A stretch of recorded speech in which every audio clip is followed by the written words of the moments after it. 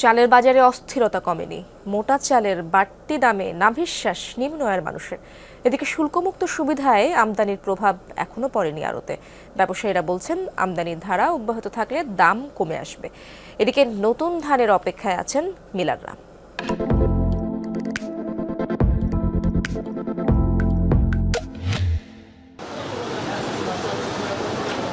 শুল্কমুক্ত চাল আমদানি হলেও দাম কমছে না।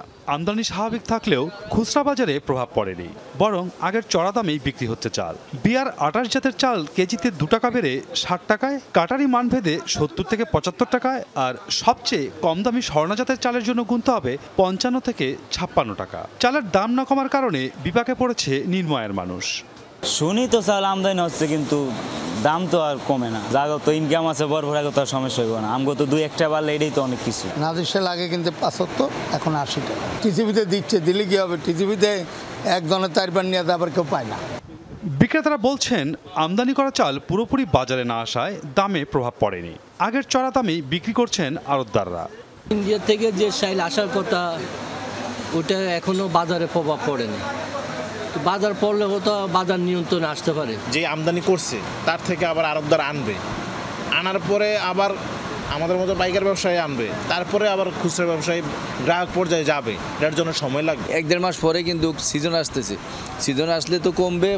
চাল আমদানিতে শুল্ক ৬২.৫% থেকে গত ২০ অক্টোবর কমিয়ে ২৫% করে সরকার। পরে ৩১ অক্টোবর চাল আমদানিতে শুল্ক সম্পূর্ণভাবে প্রত্যাহার করে নেওয়া হয়।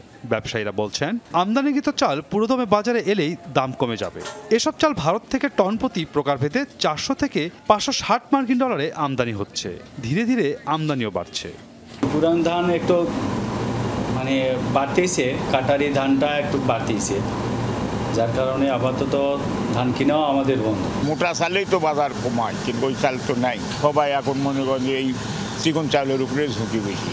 এখনো আমন মৌসুমের নতুন ধান বাজারে আসেনি। অন্যদিকে পুরনো ধানের দাম বেশি হয় আপাতত ধান কেনা বন্ধ রেখেছেন মিল মালিকরা। এর প্রভাব পড়ছে চালের দামে, এমন দাবি মিল মালিকদের।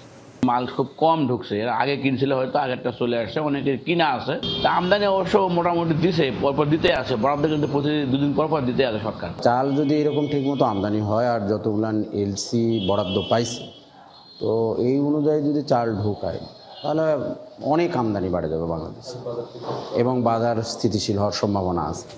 গেল সপ্তাহে ১০২ জন ব্যবসায়ীর আবেদনের ভিত্তিতে ৫,৮৭,০০০ টন চাল আমদানির অনুমতি দিয়েছে সরকার। মাসুদুজ্জামান রবিন, যমুনা নিউজ, ঢাকা।